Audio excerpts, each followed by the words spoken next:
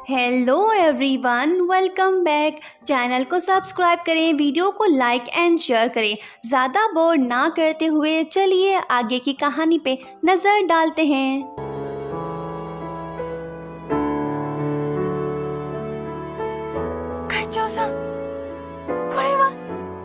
यूकी और ओजावा दोनों बहस कर रहे हैं। एक कहता है कि तुम अंदर चलो, मैं तुम्हें स्टॉल दिखाता हूँ। दूसरा कहता है कि नहीं, मैं यूरी के साथ हूँ, तुम चलो ना, यहाँ पे रुकना ठीक नहीं।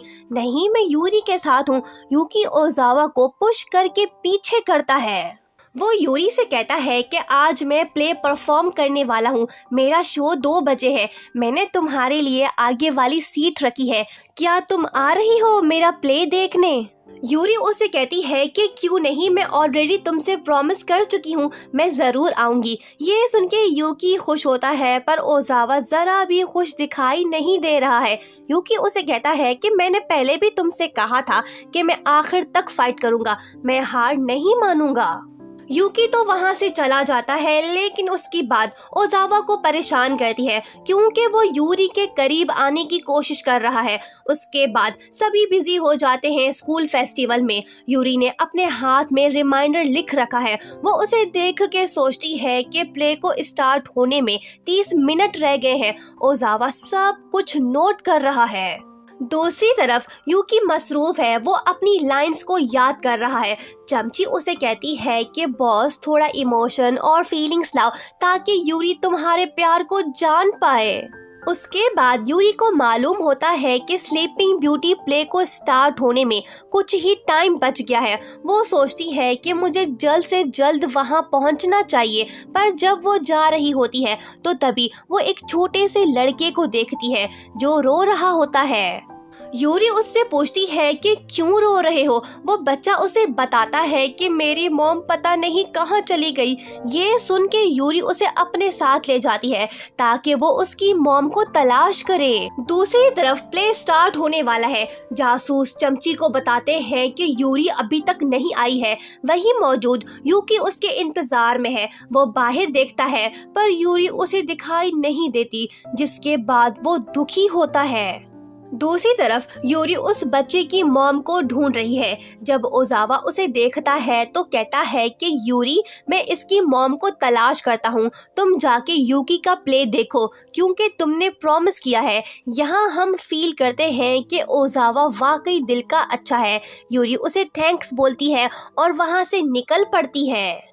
उसके बाद प्ले स्टार्ट होता है। यूकी खाली सीट देख के फिर से सैड होता है क्योंकि उसने ये सीट स्पेशली यूरी के लिए रखी थी। वो इधर उधर देखने लगता है।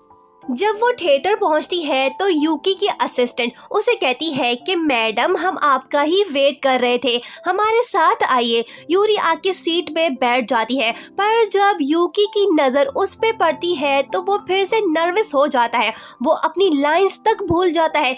चमची उसे दूर से कहती है कि बॉस, आगे बको, सब देख रहे हैं। यूकी अटक अटक के बोलने लगता है। वो बार बार सेम लाइंस को रिपीट करने लगता है। हॉल में मौजूद सब हंसने लगते हैं। यूरी सोचती है कि ये इतना नर्वस क्यों हो गया है। चमचा, जो कि स्लीपिंग ब्यूटी बनी हुई है, वो उससे कहता है कि बॉस, लड़की को बाद में देख लेना, अभी जल्दी से प्ले को खत्म करो। सब हंस रहे हैं। सबके कहने के बावजूद यूकी कुछ कह नहीं पा रहा। वो एक तरह से शॉक्ड हो गया है। चमची लाइट्स ऑफ कराती है ताकि बॉस सिर्फ यूरी को देखे, पर तभी भूख लगने की वजह से यूरी के पेट में गुरगुराहट होने लगती है, जिसके बाद वो शर्मिंदा होती है। ये सब देखने के बाद यूकी का नर्वसपन खत्म होता है। वो ठीक से बोलने लगता है। वो अपने दिल की बात बताते हुए कहता है कि यूरी, तुम दिल की अच्छी हो, तुमने अपना प्रॉमिस पूरा किया, मैं तुमसे कुछ कहना चाहता हूँ। ये कह के वो थोड़ा आगे आता है। ओजावा भी वहां पे पहुंच जाता है। यूकी यूरी से कहता है कि मुझे तुमसे प्यार हो गया है। ये सुनते ही यूरी हैरान होती है। ओजावा भी ये सुन के शॉक्ड होता है। प्ले एंड होने के बाद यूकी आके यूरी से मिलता है। उसने जो थिएटर में कहा था वो उस बारे में बात करना चाहता है।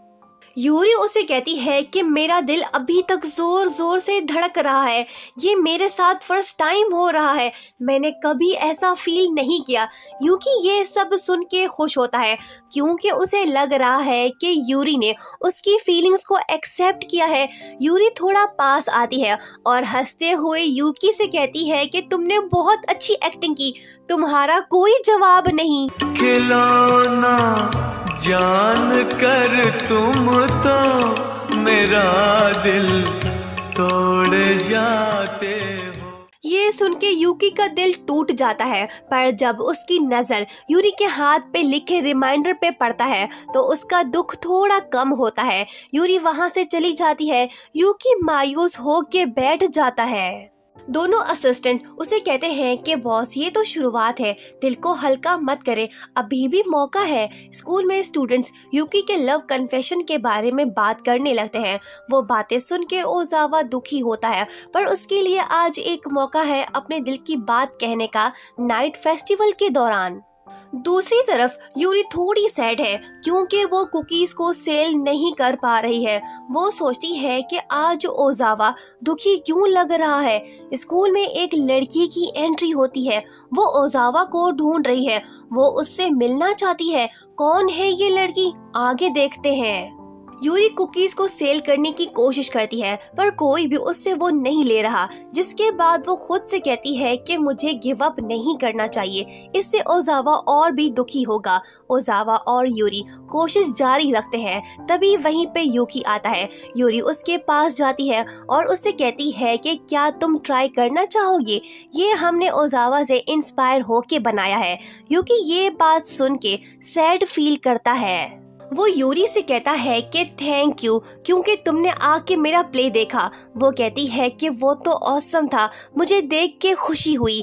यूकी उसे गुड बाय कह के वहाँ से चला जाता है, पर वो दुखी लग रहा है। दोनों असिस्टेंट उससे कहते हैं कि बॉस नाइट फेस्टिवल होने में कुछ ही टाइम रह गया है।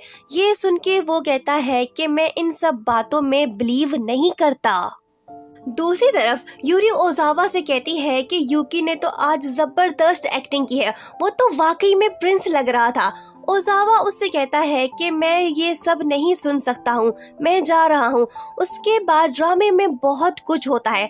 काओरी ओजावा को ढूंढ लेती है, वो उससे मिल के उसे कहती है कि बिल आखिर तुम मिल गए। यूरी ये सब देख के शॉक्ड सी होती है। क्या ओजावा ने यूरी को अपने दिल की बात बताई है? काओरी की एंट्री से पहले क्या हुआ था, ये सब हमें नेक्स्ट पार्ट में पता चलेगा। So kindly like, share and don't forget to subscribe for more interesting videos. Thank you.